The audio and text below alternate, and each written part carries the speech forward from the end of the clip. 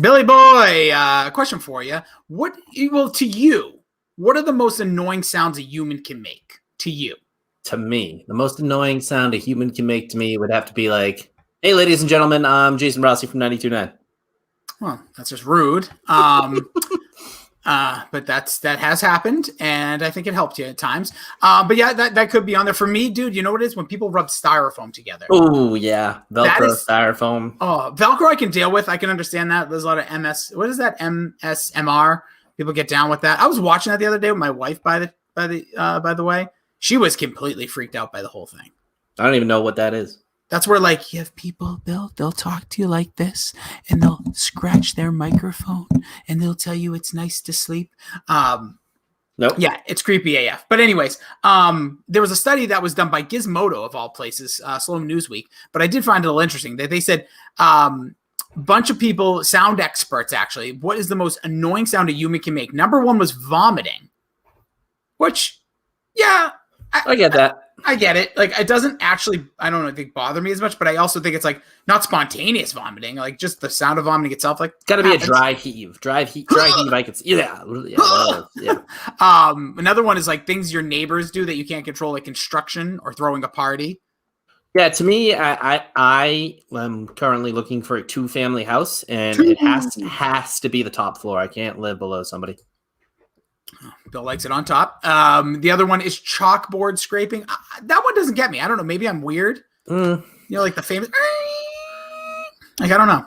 To me, and it's not honestly even like a sound, but even the feel of like a really soft microfiber blanket, I fucking hate. I can't do too soft. Like, it's just no good. So you need somewhere in between. You're like Goldilocks. Yeah. Mm-hmm. The next one, number 4, was a loud heart valve, which is interesting because they say there's been played in movies, and so people say that it actually permeates in their brain, so they'll actually hear it after the sound, so it annoys them thereafter. Like the telltale heart? I guess. I don't know. That was a weird one. And then the last one is, or number 5 out of this, voices of people you're stuck with during quarantine. Ooh. I mean, would an honorable mention be like Nick Fryer? Yeah, if you do find him completely annoying, he absolutely could be that. Well, if you talk to the average teenager of today and you ask them what it is about pop culture that they like, and the first thing they'll say is the beat. Get yourself addicted. Ooh.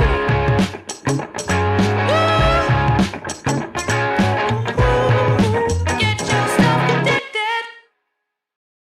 Welcome in to the Pop Culture Pile Driver. Get addicted to the content. I'm Jason Rossi from 92.9. No.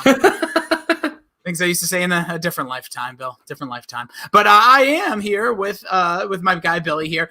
We're part of the Pop Culture Pile Drive. You can follow me on all social media platforms at Jason D. Rossi. And you can follow our wonderful program at Pop Culture PD on the old Twitter. That's Pop Culture Pile Driver, the name, at Pop Culture PD. And it will instantly make you more, less annoying, should I say. I shouldn't say more less. Not really good English there. And with me, as always, my tag team partner in the podcast sphere. He can be followed along at Billy D2411 across all those social media platforms, including Tinder. He is Billy D. What's going on? Hello. Yeah, I don't think Tinder gives you... I probably could make my name Billy D2411 if I wanted there, but I don't think it's searchable, so... Bill, I don't mean to jump in here. Obviously, if you're watching on YouTube, I'm frozen again because my computer's a piece of trash. But audio-wise, you're fine. I did notice you shared recently on the podcast, and if you want me to stop, I will.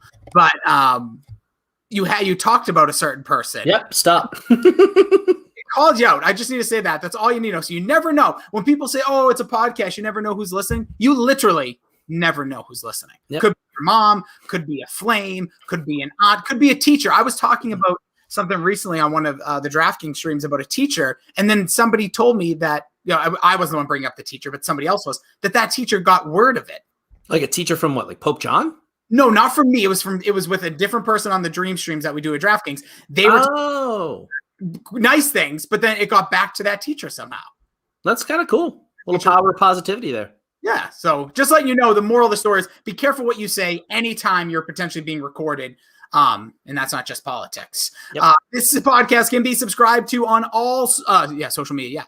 All podcast platforms, including iTunes, Spotify, Google Podcasts, Amazon Music, There's a couple new ones. I don't remember the name, but Stitcher, wherever you get it, honestly. But we would greatly appreciate a review over on iTunes. Leave a 5-star review. Do yourself a favor. Pat yourself on the back while patting us. You can also like and subscribe by following us on YouTube. You just search Pop Culture Pile Driver. Like the Dorkshired Universe over on Facebook. And Bill, we got merch.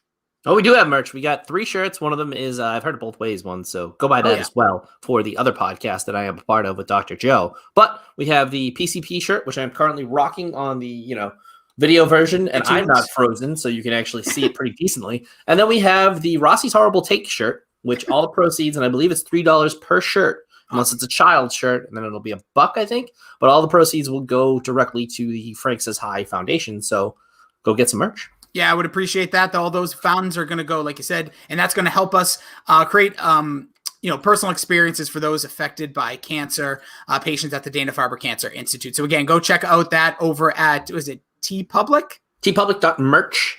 Yes. No, tpublicmerch.com probably. Basically, just type in Pop Culture Pile Driver, and then you might even have to type in PCP to narrow it down because it is amazing the amount of stuff that's on there. I used to look for like Mac and Goo and Dork stuff. It's kind of hard to find it, so maybe I'll make it a link in our Twitter bio, so you can just click the link in the bio. Yep, I actually have to rework what's our tagged post, so it will be on there soon. Thanks, big shout to Bill for putting that all together. And Bill, let's go ahead, and if I am not too frozen, I'm jumping from tab to tab because I'm multitasking, because it's just one of those weeks. By the way, first off, happy Groundhog's Day. Yeah, I mean, I celebrate privately, but yeah. Oh, well, sorry. Didn't mean to pull that out. Oh yeah, I'll be out on my mind, though. Usually we kick off here talking a little WandaVision. Bill, what did you think of episode 4? So I was on the Change My Mind podcast last night and talked a little bit of this as well.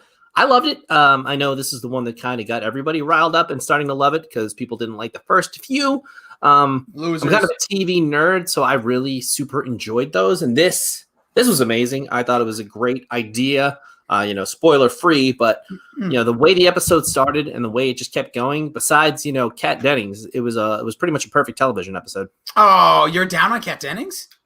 She's just not a good actress unless she's like a satirical actress. I thought she was perfect on this show, though. Not a ton. There might have been one too many scenes for people that are of your ilk and think that way. I like her. I find her funny. I watch Two Broke Girls sometimes, but I can't watch too many of them. She's okay in that, yeah, but they tried to give her a little bit of that like sarcasm here, and she doesn't have the chops to play along, I think, the MCU people there. That's just my personal opinion, but I don't like her as an actress. It's fine. You stick to it. Don't be scared to be hard. Don't get scared to get hard. Be big. Be bold. I will say this. I like this episode a lot. This is the one critique. This felt like we went here a little early. Maybe I'm crazy. I felt like we could have got to this episode maybe like 2 or 3 down the line. But obviously we live in a very ADD generation where we have to kind of get to things. So I don't know. I just felt like that, like, look from a different perspective watching shows like Lost. I know it's a hard comparison, but like you get those episodes way down the line.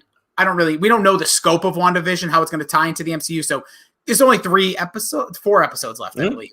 So 9. There's 9 episodes. Oh, there's 9 total. So we saw 5 more episodes. Knowing that, I feel like this could have been a 6 or 7. But again, love the episode. Well, we don't know. Do we see? I don't watch teases, but you don't know that the next episode might be an 80s episode or a 90s episode. No. There's no necessary reason it has to be full real world, real time in any of the next episodes. No, I agree with that. I meant it more like we're already peeling back, like what's kind of happening. I thought we could have been another episode or 2. Not a huge criticism. It doesn't spoil or make me go, oh, I don't want to watch next one. I'm so stoked for every Friday.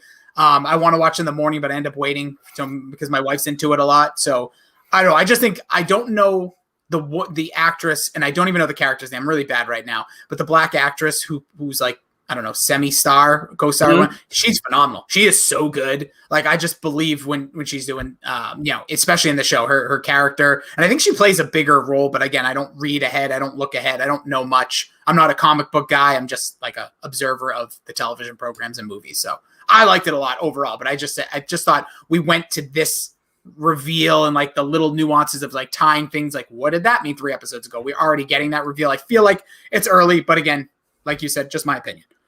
Yeah, Absolutely loved it. And the other thing that's on my mind, obviously probably on your mind too, and this used to be a wrestling podcast, is definitely the Royal Rumble. Yeah, maybe it's on my list. I had a blast.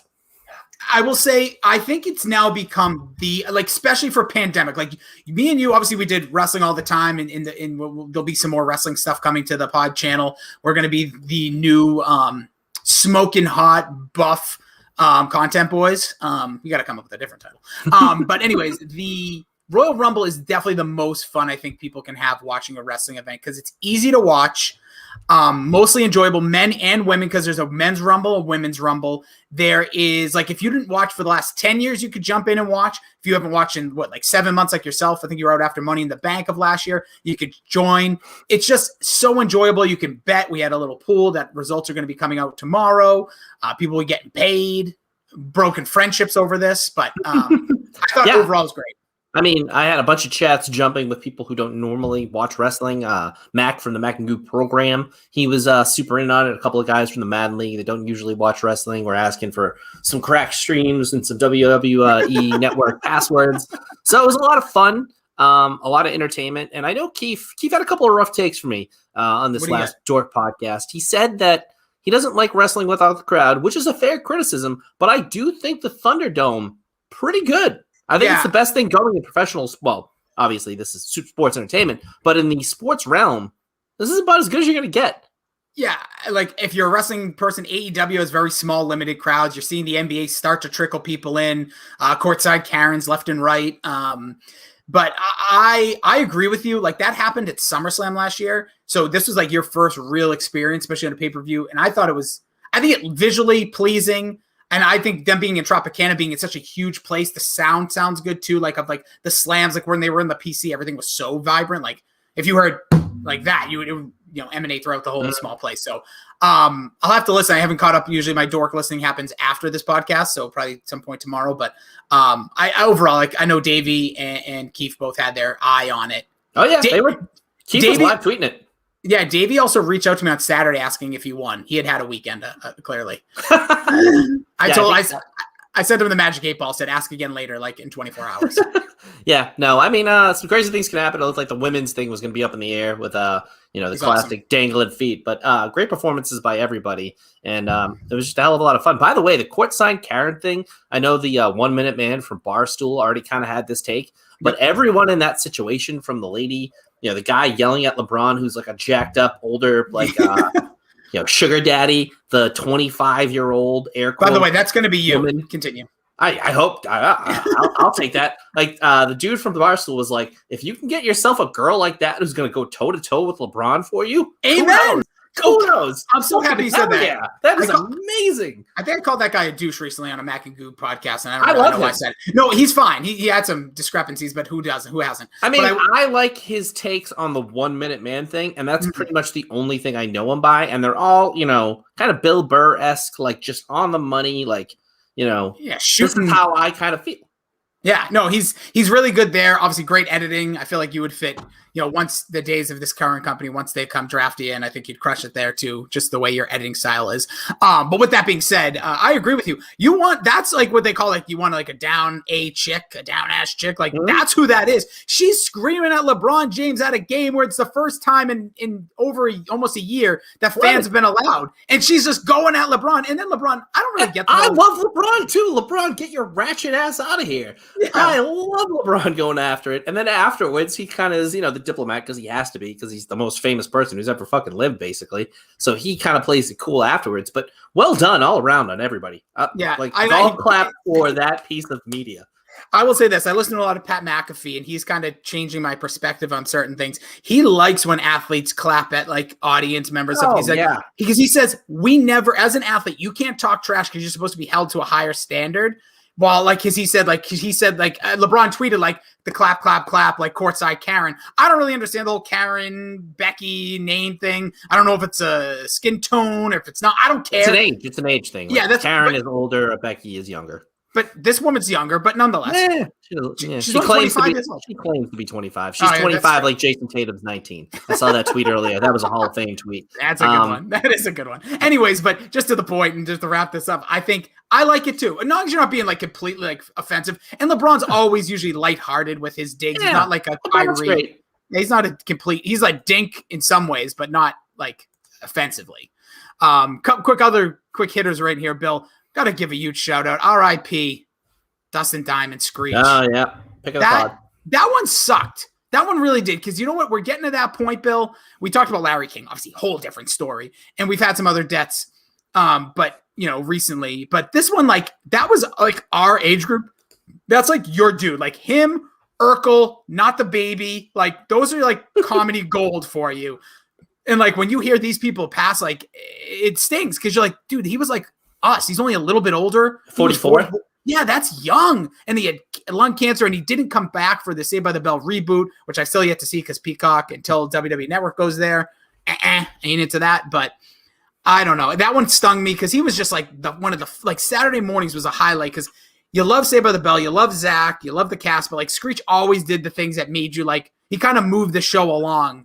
And I don't know. This one stung me like hard.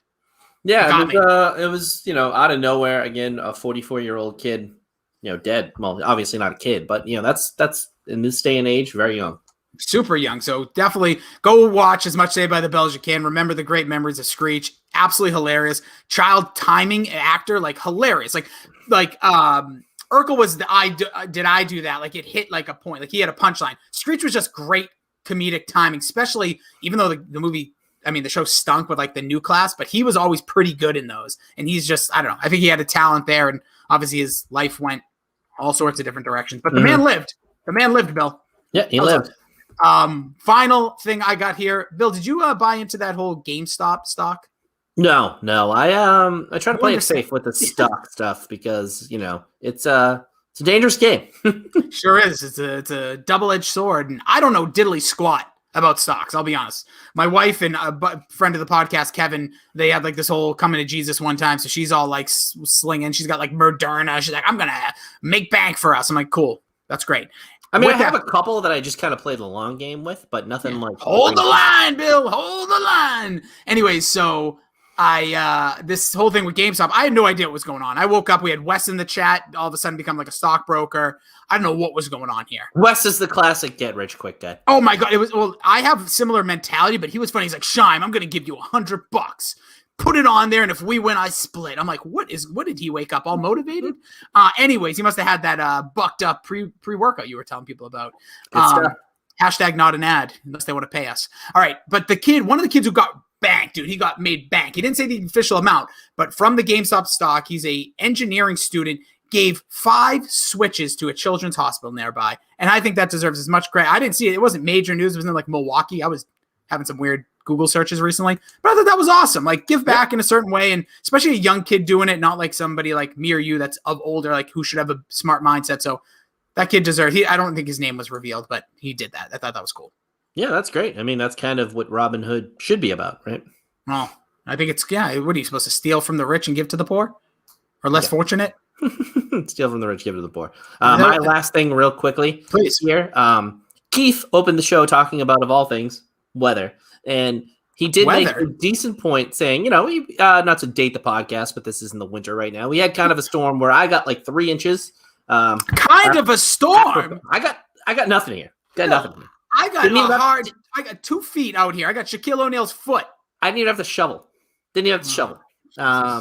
And he said, he doesn't mind the snow, or he's okay with the snow. I get that we're in New England and you kind of have to deal with it, but I didn't choose to. Currently I choose to live here, but it's kind of like my family. I kind of need to live here, but if I can break the vicious cycle, like I'm getting out of here. Like if I can do the DraftKings Vegas office, I am gone on the first plane. See you later. I hate this weather. I don't believe you, but I do think you would at least go for a bit. You'd have to. I think if like you could pick like 10 friends and like move your whole life, like that would be awesome. Like if you could pick like family and friends, like I don't know. This quarantine is showing me I don't really, I could stay in contact with a lot of people. That's not a bad point. But eventually, one day. But again, if you lived in Vegas, knowing our friends, especially the non-married or degenerates, we'd be there quite often. So do it. My point is that. So, all right, Bill, today it is Super Week. It is Super Bowl Sunday this Sunday. Chiefs taking on the Tampa Bay Gronkaneers. First off, who do you like in that one? Who's you laying all the smack on? I mean, All the money. I honestly don't see it being a close game as much as I'd love to see Tom Brady win his 7th ring. Yep. I just think Patrick Mahomes, the way he plays, it's probably like a 35-21 game, maybe. Hopefully Brady can pull it up, but I doubt it. Take Kansas City, bet the mortgage, get to Vegas. Yeah. If you like money, go KC. I'm just going to put a lot of money on the coin toss, I think. Just Yeah, like a stupid amount. I think I'm going to go dumb, like $500 just to see what happens. Yeah, that's dumb. Because what would I win, 250? I have no idea. I think that's I think it's a legit 50-50. I think you'd win $500. Oh, shoot. All right, 1,000. I'm going to talk to my wife after this. We did get a stipend recently, but we are not talking about the game the whole time. We're here to talk about Super Bowl halftime shows. This year, we have The Weeknd. Don't Google it, spelling it the way you spell it, like, the actual weekend, drop an E. But I will tell you, Bill, I'm kind of excited for this halftime performance because he's become like, we talk about wrestling. We're both fans. Like, he's kind of become this like gimmick in a sense. Like, he's doing this whole thing with he's done this whole thing with the face bandages over a year. Then he revealed the face to be this oversized, ridiculous, like plastic surgery. He's doing some sort of commentary on current, like, I don't know if it's like the way people in the public eye or celebrities. So I wonder what he's going to do, how that's going to tie into this performance. So I'm excited for it. Just a mask because he was a handsome dude beforehand. So it's kind of weird that he's doing all of this, but his music is phenomenal. And I'm glad you picked this as a topic because I have had a take about the Super Bowl halftime for a very long time. I have always felt like it should never be the old rockers ever. Like Justin Timberlake and Janet Jackson, to me, ruined it forever because to me, they did. The way, well, not forever because now it's kind of come back around. They ruined it for a good decade, though. The way it should be is a artist of the day that is gigantic, and then you fill other pieces out around them. Or if it's an older artist, you fill it in with the young talent. And there's a bunch of those on here. And I typically think unless you have to be like a Michael Jackson level of performer. You have to be like Lady Gaga. You have to be the performer, like one of the great performers of all time for me to be able to solo host. Like to me, Katy Perry, as much as I love her, isn't a solo. No, we'll get to this as we go along. I like that where you're going here. I actually think there should be like kind of like the lifetime achievement. I think there's certain artists. And if you go through that time, some of them are going to be on this list. Some are going to be honorable mentions. I'm a big classic rock fan. So I love that. And I think you do like some artists during a different time of their life. I know what you're saying. I see what you're getting at, but I also believe that like, I'll give you the perfect example. The Who should have never done a halftime show. Terrible. With all due respect, they're a great band, a lot of creepiness there. They're on my Michael Jackson, do not F with list unless it pops on. Michael Jackson, F you, get out of town. You know my thoughts. But, I personally agree with like those ones. There's other artists that we'll talk about. I agree with that. And I think if you put them, I think you do need to sprinkle in a little bit of today's pop culture into everyone because that's what the Super Bowl is. Yeah, it's current. And you're right. It's a current day event. This past one, I think, is a nice exception to the rule. And I think there are great exceptions to my rule, but they have to be like that level of performer. And there are those kind of people out there who aren't, making hits today who are like that level. And that's really the only ones I think that should be able to host it out of their time period and alone. Before we get into it, Bill, who are some of the artists you think recently in this time frame that you think could have that has not been a halftime show? I mean, for me, the one that I always wanted just as like a sprinkle, I wanted Outkast. And I know we got Big Boy, but that isn't enough. I mean, Big Boy is a great rapper, but I think Andre 3000 might be the greatest lyricist who ever lived. And he's such a showman. He's the showman of the group, too. He's insane. And Big Boy, again, give him his due. He is great. I also think Eminem needs to get something.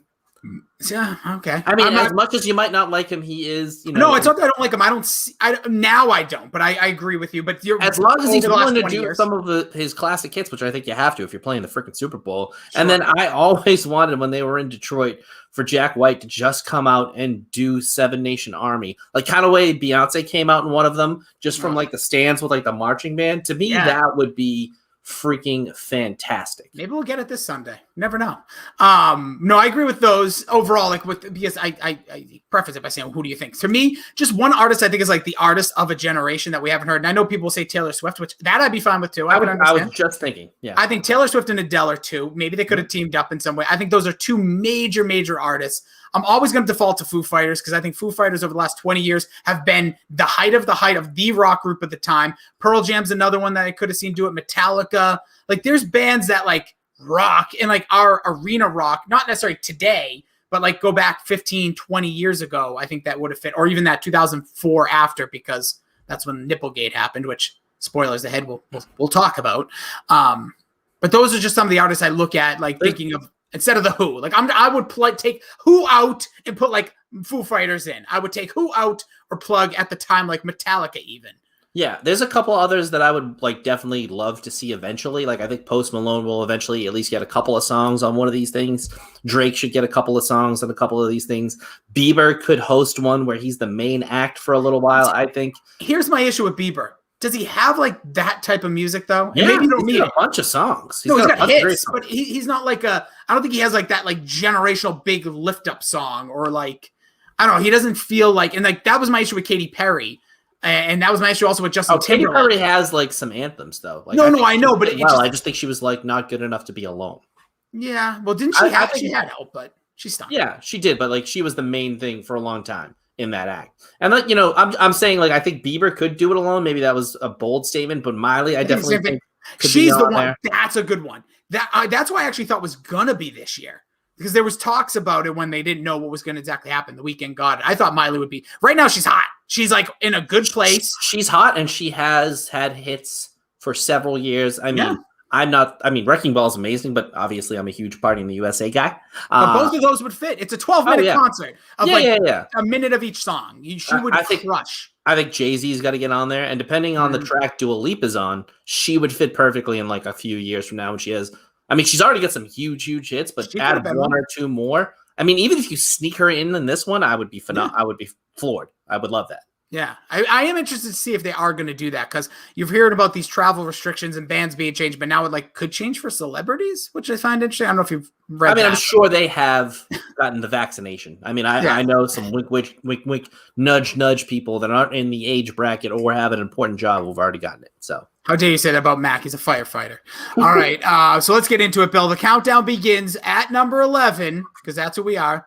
Dat top 11 dudes. And number 11, a person I barely will speak about. I'll let Bill take it over. It was only on your list. Michael Jackson in 1993.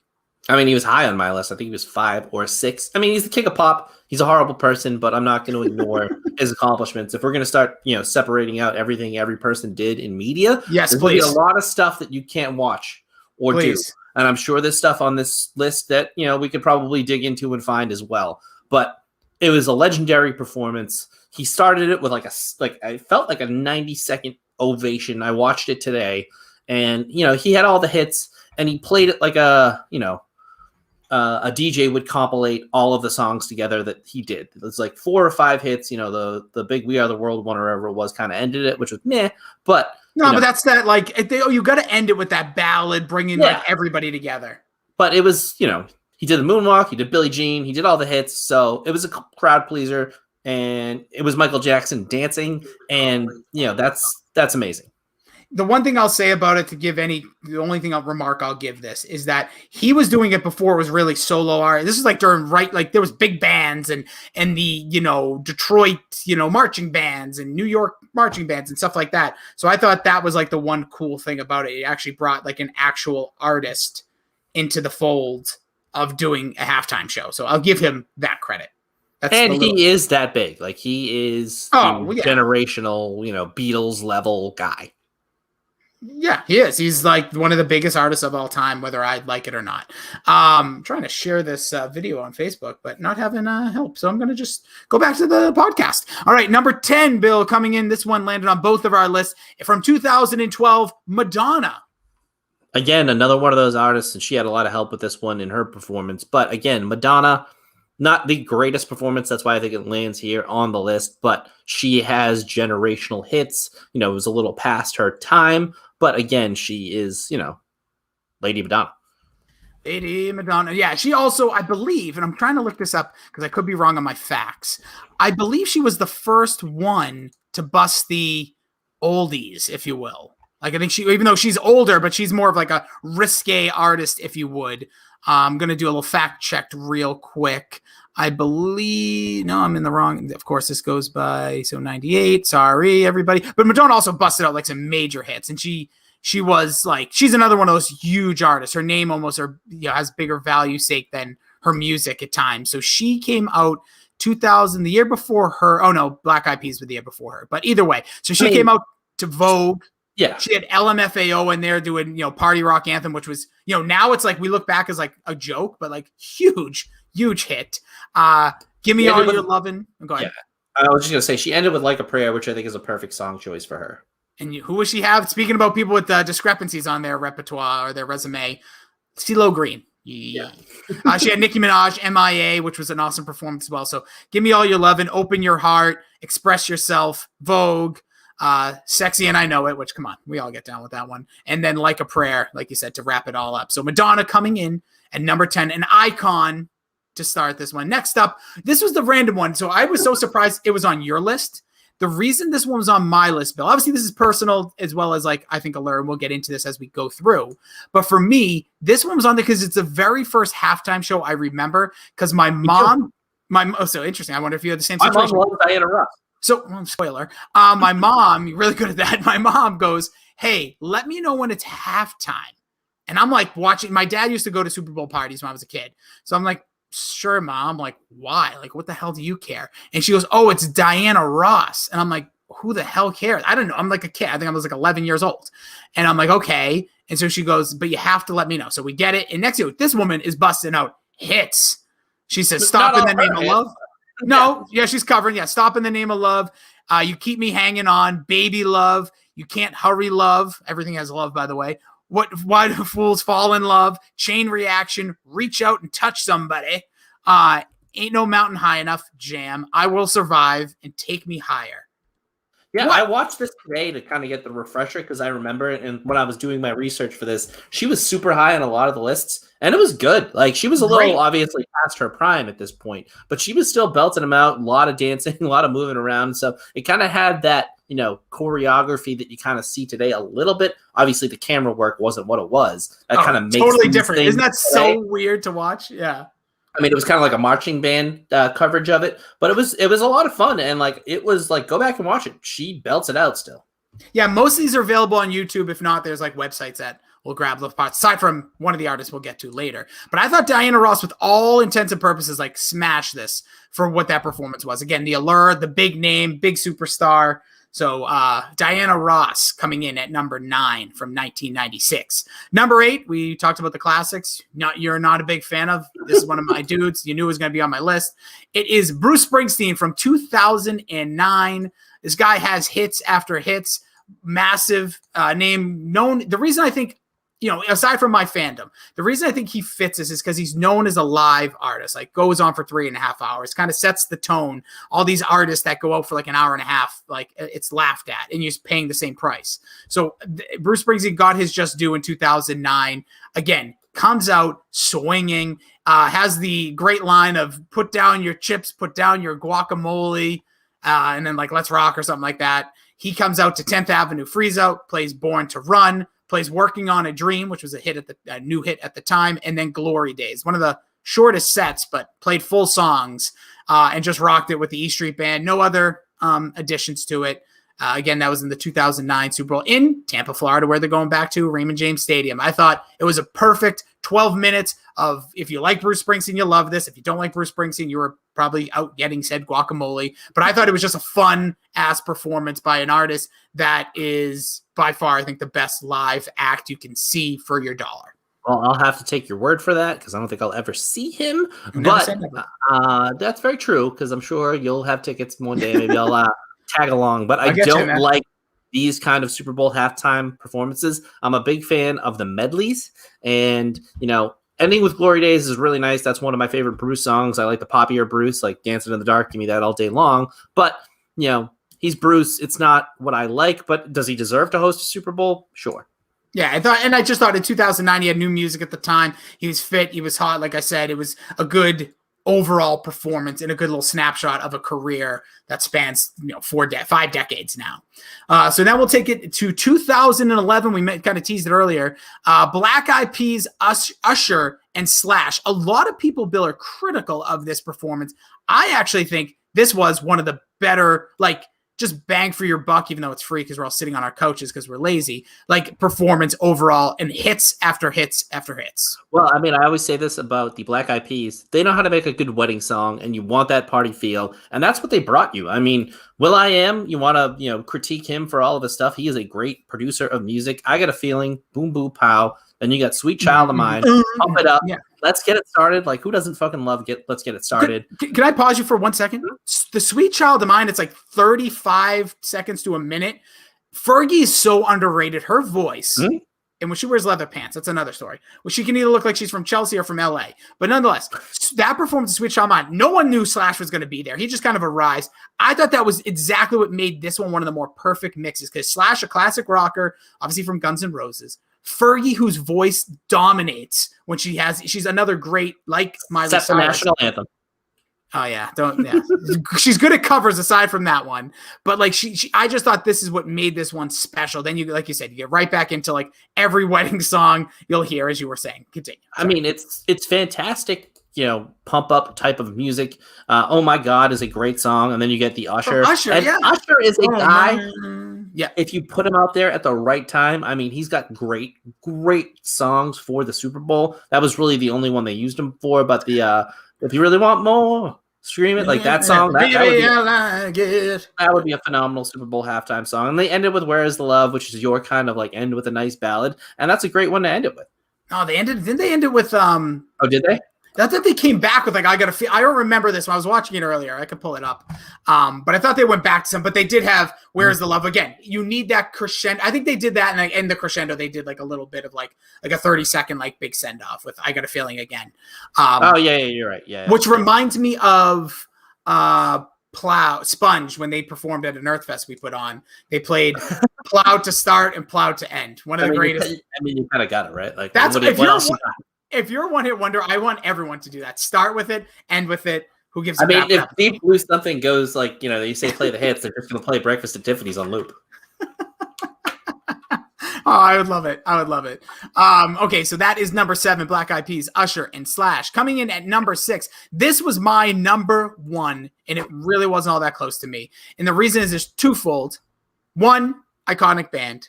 2, the temperament of what happened, and 3, a memory for me because of the Super Bowl it was, where we emanate out of. But it is U2 in 2002, technically from the 2001 season. This is when U2 was in their like absolute reprise height, because this is when they put out an album that had hits after hits after hits. This was Vertigo, right? I'm sorry, say again? Was this Vertigo? No, it's before Vertigo. Yeah. Vertigo was 2004. This was, It's All That You Can't Leave Behind. They had now I can't even know. My mind is stuck on all their songs. It doesn't matter, because at the end of the day, this was post 9/11 in the United States. They had the performance Where the Streets Have No Names, where you had all of the names from the people that had passed in the 9/11 tragedy being played behind you. Like, if this didn't pull on every single heartstring of everyone in America, you're cold-blooded. You're not real. You're not a real person. So they played Beautiful Day, MLK, and then Where the Streets Have No Names. It is so heart-wrenching. It's hard to actually watch to this day.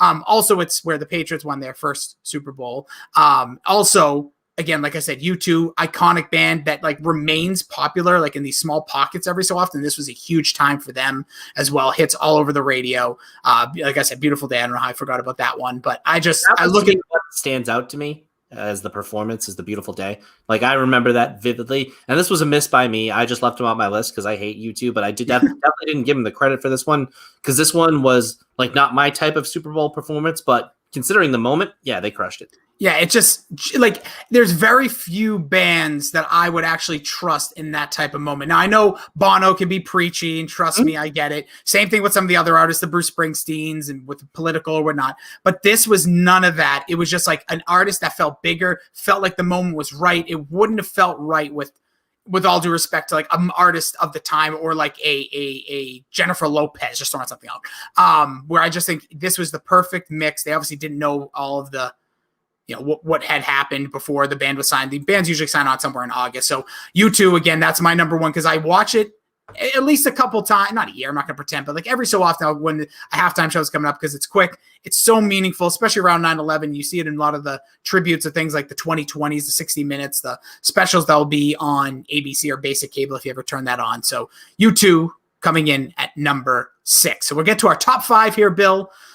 Just missing out on the Mount Rushmore of the Super Bowl halftime shows, but definitely making the Mount Rushmore of live nipples. Janet Jackson, Justin Timberlake, Jessica Simpson, Kid Rock, Nelly, and P. Diddy. Yeah, you don't remember all of them from 2004.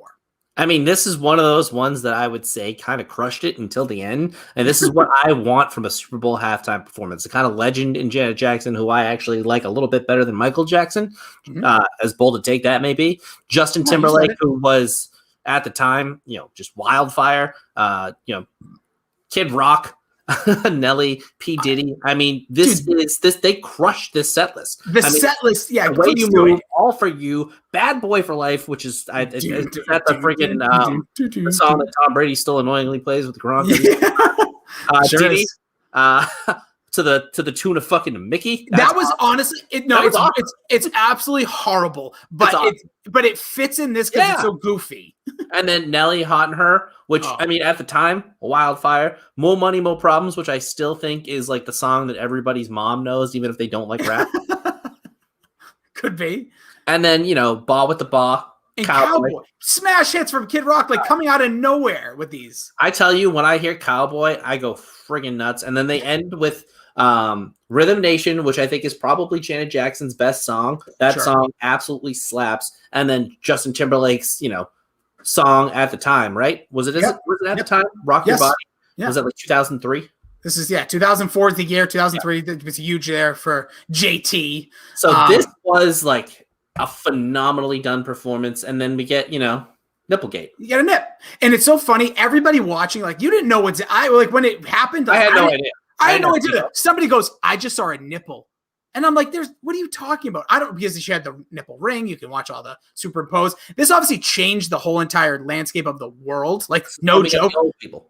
Yeah, FCC like changed the game. Longer delays on radio, much longer delays on live television. Everything changed in this moment. But I will ask you this, Bill.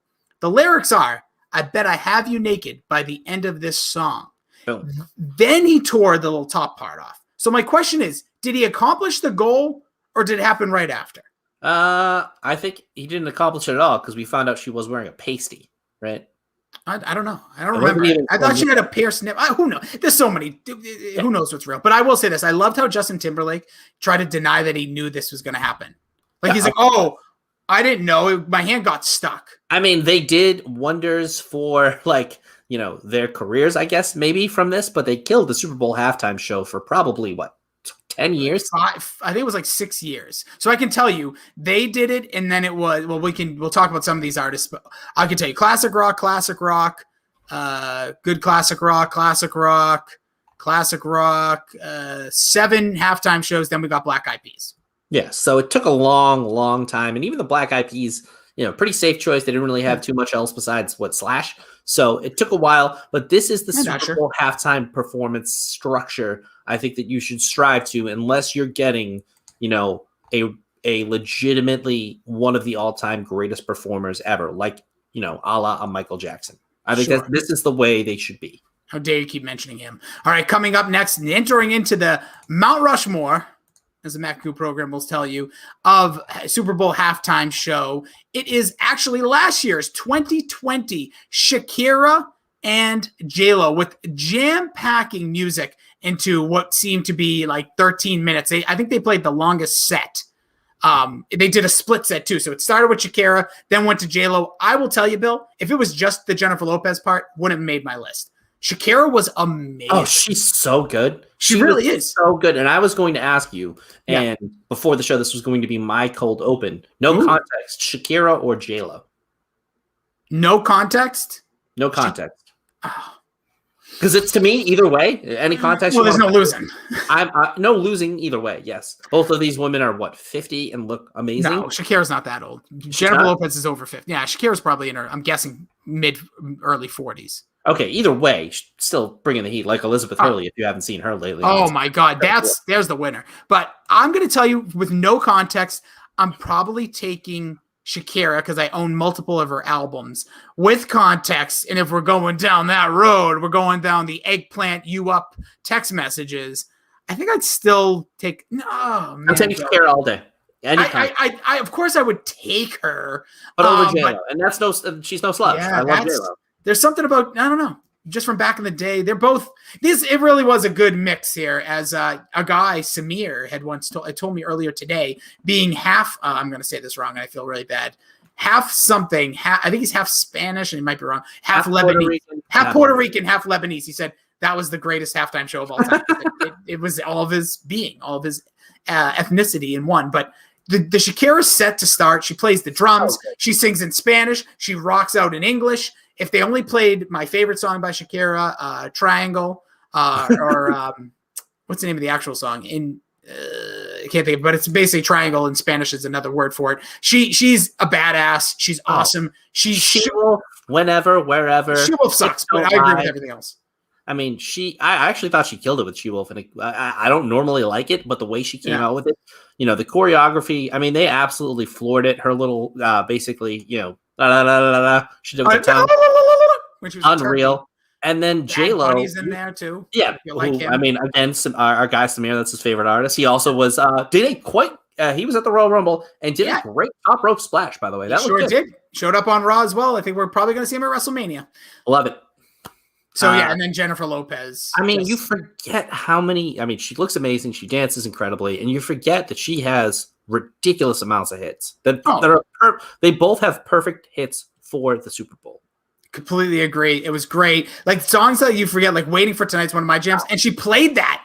Like, Get Right. Ain't It Funny? Where was Ja Rule? No, what I needed was Fabulous for Get Right, because he has a great remix of that one. And then they end it with Let's Get Loud and Waka Waka. So, I mean, they just absolutely destroyed it. It was one of those modern day Super Bowl performances where it looked so great with all the camera work and stuff. So this was enjoyable. I watched this again today. I watched all of my top, 7 today. And this one, I think I moved it up a little bit more afterwards. Oh, I'm sure it moved, Bill. Number 3 from 2017. You had this ranked a lot higher than I did. Still one of the more better. I had this. This was my number 1.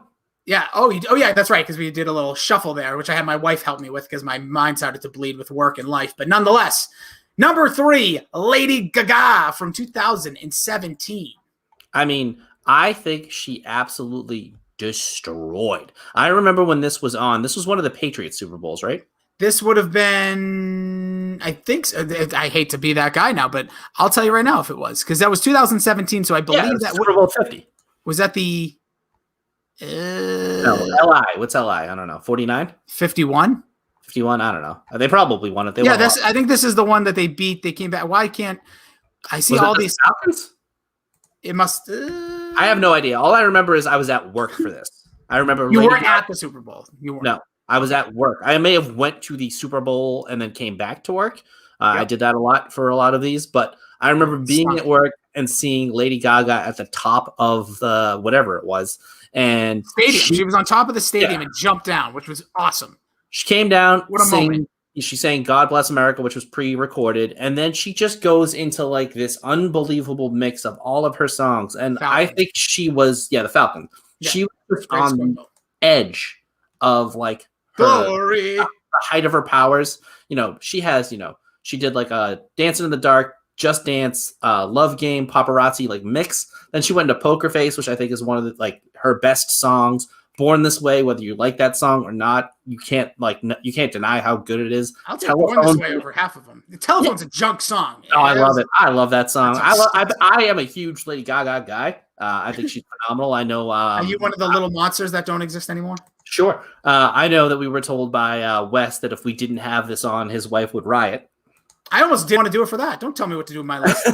Just Dance, which I think is a phenomenal smash. Song. Yep. Smash song. And then she ends it with Bad Romance, which is another I wanted to put that in hindsight. I kind of wanted to put that or Poker Face on my gym playlist because it just has a great underlying beat. Yeah, what was the song that I want her to sing as well? What is the song? She goes, Nebraska! And I want her to shout out whatever city, because every city it was in was like, it would say Boston in the Boston version.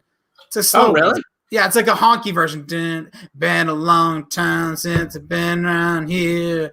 Anyways, but to me, she is like, she had just reached that level. The way I'm gonna do this till I figure it out. Something about you. I'm not gonna get it. Oh, you and I. Look at that. Got there, Bill. I Shazammed to myself. Thank you, brain. But Lady Gaga, I agree with you. Was great. Was universal. Men could watch. Women could watch. She's a great performer. A very talented artist. Amazing voice. And I think she sang almost all of it live because she did when she was pulling the mic away, and like the way that she moves out there, it's mesmerizing. Like she has like that it factor, like on the mic, on the dance floor, and just in an overall performance way. I was blown away. Like, because I watched that today, and she was like 2 or 3, and I had to move her to 1 after watching it. Yep. Again, made it move. All right. Honorable mentions here, Bill. Then we'll get to our top 2. Not to spoil anything.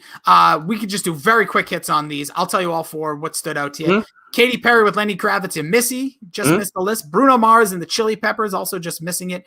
The Paul McCartney just missing it. Gloria Estefan, Stevie Wonder with Big Bad Voodoo Daddy. Yep, that was a halftime show. Those are our 4 that barely missed. I really wanted Gloria Estefan to be on the last one. Really if I looked at your list, so I never try to cheat if you send before me or vice versa. If I did, I probably would have made this higher than our number 11 and Michael Jackson, to be honest. But yeah, the rules is the rules. Paul McCartney, again, that's the one, again, artist of a lifetime, deserving of a halftime show, in my opinion. And I thought he was actually really fun. He was a fun halftime show. Yeah, my parents loved that one. I mean, it wasn't terrible. Me and your parents. But, you know, it's not what I want out of my Super Bowl performances, but there's a lot of these things. They happen every year, so I guess you can take some different swings every once in a while. Yeah, I think these are not meant to be on the list, but a couple disappointments. I think Justin Timberlake was a major disappointment. I think solo one. Yeah, he just lacked the oomph. He lacked the major hits. He lacked like generational music, in my opinion. Hunt me at Jason D. Rossi later. Same Maroon 5, I think a big swing and a miss on that one. Again, they have good stuff. They rely too much on their like gimmicky, overly pop stuff like moves like Jagger. I think I had Coldplay. Coldplay wasn't great. And I love Coldplay, but I did not like that they had all the featured artists because I think they actually are a band. No, I don't think they're known, but I don't think they have the hits to do it. No, Bill, they're one of the highest selling bands of all time. But they usually have the hits. Super Bowl halftime. Yeah, Viva La Vida. You could do anything. A stolen song, and that's not that kick-ass. They don't have kick-ass songs. No, they do, but not hits, I guess, like they have within their repertoire. But this is not going to be what we're looking for is kick-ass hit songs. Yeah, but I didn't like Bruno Mars coming back a year after he just did it. That was that's because people went crazy. That's not true. That was false. That's not true. You read that in our chat, and I was too busy to argue that. That's not what happened. It was set before. They don't just like say, "Oh crap, people are saying bad things." People said bad things about the Who. Who saved the Who? Nobody. Didn't want a nipple slit. All right, you want to get into the top 2? You ready? Mm-hmm. All right. You're not? I am. Mm-hmm. Oh, I thought, stay hydrated, my friend. Here it is. These are, I think, almost inarguable. If you want to put Lady Gaga or you have recency bias for J-Lo or like me, I love U2. I think still U2 to me is my number 1. But I think these are the 2 standouts when it comes to the performance. Number 2, In the Rain, in Miami, incredible, stood up there by himself playing songs. Covered the Foo Fighters? Who the bleep saw that coming? I didn't, and it went from 6 to 12 on that one because I already told you I'm a big Foo Fighters guy. 2007, R.I.P., one of the greats of all time. Somebody let me download his music one day, Prince. Yeah, and he was phenomenal. He was the guy that is of that level. I kind of didn't say him when we were talking about people, but his set list was built like a brick house. I mean, we were 12 minutes of power. Yeah, and he just knows how to perform. His guitar solo at the end there, I mean, I'm getting literal chills right now thinking of it. The We Will Rock You, Let's Go Crazy, which is probably one of my favorite songs by him. Yeah. 1999, Baby I'm a Star, Proud Mary. Let's see what else we got. He did All Along the Watchtower cover. And Which then I fucking love that song. Yeah, the Best of You by Foo Fighters. Like, where did that come from? But it fits so well. It's a song that was almost 8 years old at the time. Smashes it. It's just the raw emotion that Prince had in the pouring rain in Miami. Yes. Oh my, and then finishes it, of course, how fitting, In the Rain, Purple Rain. I put this performance as one of the best live performances you'll see, right up there. And I know this sounds ridiculous. They both have rain. But when Gavin Rossdale during MTV Spring Break played Glycerin in the rain, it's just, there's something iconic about it that you don't get all the time. That's why you do those scenes in movies in slow-mo in the rain, because it looks fucking cool. But sure I mean, does. just to go back to the Foo Fighters thing here, Davey pointed out that The Best of You is one of the best written songs, rock songs in a long time. And I think Prince, being, the musical genius that he is, Davey's our music expert, agreed, because how big of an honor is that if you're a band to be the second to last song that Prince, literal Prince, plays at the Super Bowl before he plays Purple Rain? I mean, that's going to be better than getting knighted, honestly. I honestly think it is. It's a musical version. Backstory to it, they put Darlin' Nikki out, which was a cover of Prince years earlier, which popularized the song. Prince loved that they did that, so he wanted to give them credit. They got so many downloads and stuff. So there's a little backstory. Dave Grohl has talked about it. So I thought that's a nice nod. They just like Darlin' Nikki, and they thought it was more, could have been rocked out. It was also one of the plays that Prince ran in the Chappelle Show skit.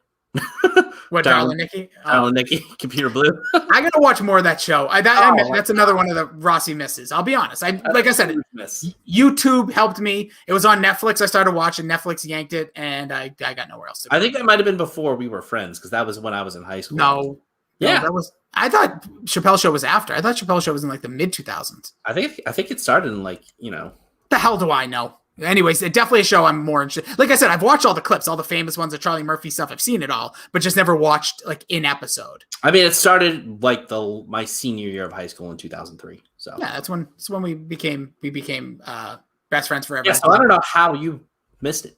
Oh no, Bill, it was happening. It was the same thing with Ali G show. It was all around me. I just didn't see it. All right, enough about that. We don't have to save that for a horrible take.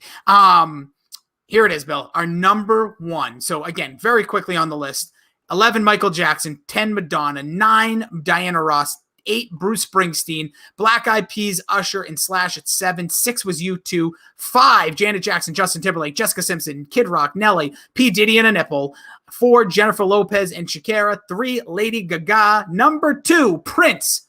And number 1 from 2001 with one of the greatest jerseys I still cannot find anywhere, a half Ravens, half Giants. It was the MTV Presents, Ben Stiller doing a hilarious intro, Aerosmith, NSYNC, Britney Spears, Mary J. Blige, and Nelly. Yeah, I mean, it doesn't get much better than this for me. As a kid, this was before I hated Steven Tyler. I still like some of Aerosmith's music, but I think he just looks like a slutty grandma now. He just looks ridiculous. But this was going to be my number 1 with a bullet. Gaga wound up stealing the spot, and Prince flirted with going ahead of this as well. But to me, this is how you assemble a Super Bowl halftime show to a T. It's incredible. By the way, now I'm looking at it. I didn't realize. I don't remember Adam Sandler and Chris Rock also being a part of it. I just remember it being MTV. By the way, you're coming off of the Disney halftime show that got heavily criticized. It was Phil Collins, Christina Aguilera, Enrique Iglesias, Tony Braxton the year before, which I actually dug, but I'm a big Disney guy. But on top, so then they bang out hits in this one. So you get Bye Bye Bye from NSYNC. I Don't Want to Miss a Thing by Aerosmith. It's Gonna Be Me by NSYNC, which, by the way, screw everybody. That song slaps. I mean, who doesn't like that song? I don't know. I'm just letting everybody. I'm reminding everyone. Jaded by Aerosmith. Then Walk This Way, which when it hits, you're thinking, okay, here comes Run DMC. No, who comes out? Britney Spears. Britney Spears, Mary J. Blige, and Nelly in the half jersey, which is incredible. And Britney Spears, like, obviously, I don't know the age at the time, but like in 2001, my God, like, are you kidding me? The high sex appeal, the cut shirt in the middle with the cleavage, the belly, her and Justin Timberlake just banging like bunnies. Must have been amazing. Just great stuff. Wonderful, wonderful placed and put together. MTV. Wow, good job. To me, this stands out so highly to me because my parents that was their band, Aerosmith, so they were all hyped up. My sister was huge into NSYNC, and they had that going for them as well. And she was huge into Britney Spears, as I kind of was too. I loved Mary J. Blige. I think this might have been before "Let's Get It Percolating," which is one of my favorite songs by her. I think it's after.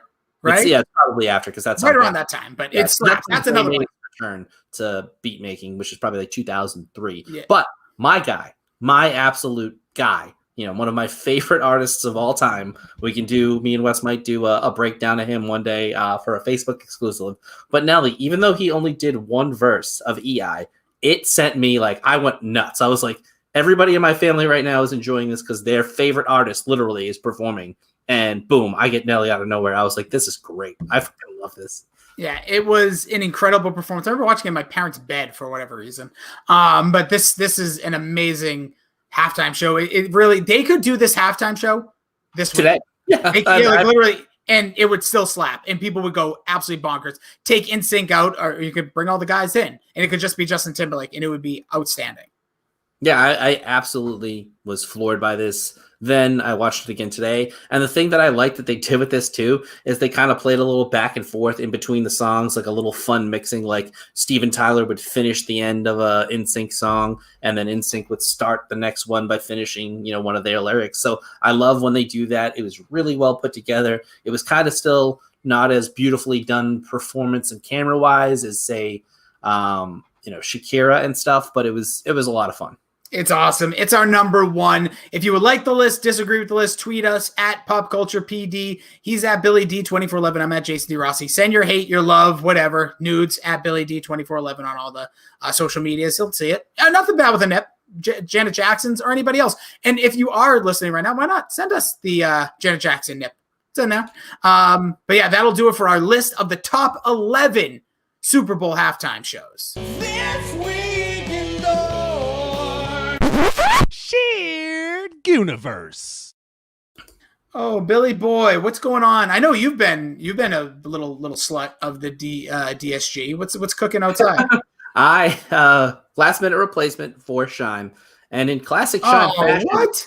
I think I stole the draft that we had on Change My Mind. They graciously had me on, and they gave me the first pick in 2004, which was the year Anchorman came out, so I had to take that. I also took Dodgeball, Saw, Troy, Shaun of the Dead, and Collateral. Wes I don't know if he again tried to lose it on purpose. I think he actually tried to win this one, and boy, did he lose it. Fryer accidentally wound up with a half-good draft, but I think I got this in the bag. Mac and Goo did the 1989 classic Aliens as well. TLDR talked comics. Dork did The Little Things, and that's not about anybody's specific. It was talking about the DSG's packages. Yeah, see what they were. I believe it's the new Denzel Washington movie. Yep. Again, I did my due diligence to listen to the beginning of the pod. I will finish that one later in the week. And then the Pineapple Boys are doing episode 11 on Thursday, which is one of my all-time favorite Psych episodes. So that is a much watch. Plus, don't forget the streamers, Shine Time, Arvon E, and Dr. Joe. They be twitching. Yeah, make sure you check them out, follow them, support them. All the podcasts in the Dorkshire Universe and Celebritites. Much appreciated everyone tuning in as well, but checking those guys out. A lot of love behind the scenes, a lot of ball busting, and one day when this whole thing is done, there's going to be some sort of live event. I could just tell it's going to be insane. There'll be some other stuff. We'll probably do some more shared stuff that we did, like the superhero draft. Fryer's always cooking up some ideas. I got one cooking. I had a little meeting for I'll just spill it now, a little bit of a superlative thing. So yes. I'm going to get more into that hopefully this weekend, and maybe we'll get a date sometime by next week. Nice. Bill's been doing really good with dates, and also, blowing up his spot as well. But again, slide into those DMs at Billy D2411. All right, subscribe to the podcast wherever you are. If you are tuning into us, share it, tell a friend. Any subscriptions help. Any listens help. Most importantly, a 5-star review, and go check out the merch over at TeePublic. You can just search Pop Culture Pile Driver or just the letters PCP. If you do buy the Rossi's Horrible Take, that goes $3 to Frank Says Hi. You can buy the Pop Culture Pile Driver TV that Bill's rocking right now on the YouTubes. That will just make you look. Your pecs will look great, I promise you. And we also have the I've Heard It Both Ways t-shirt as well. Support those guys. Those podcasts back on the channel. We had some blips earlier, so a lot of content coming. We're going to have some wrestling content, some great stuff, websites. There's going to be all sorts of stuff coming. Pop Culture Pile Driver is popping off in 2021 due to this smart son of a bitch right here, Billy D. All of us. As well. No, not all of us, just 2 of us. Don't lie. No one else is helping. But with that being said, all jokes aside, we have a ton of fun here. Appreciate you guys so much. Bill, any fine words you want to leave the kiddies with until they hear you next? Yeah, go watch the Lady Gaga performance. You won't be disappointed. And go watch the Janet Jackson nip and superimpose. See what's going on in there. See what it is. And are you into nipple rings, Bill? Are you into those? I don't mind them. You don't mind them. So if it was all right, here's a synopsis. The girl has a kid or the girl has a nipple ring. I'm fine with either or both. Bill is accepting all applicants at BillyD2411. Slide in those DMs and he'll slide in yours. And I'm not talking about DMs. We'll catch you all next week. Frank says hi.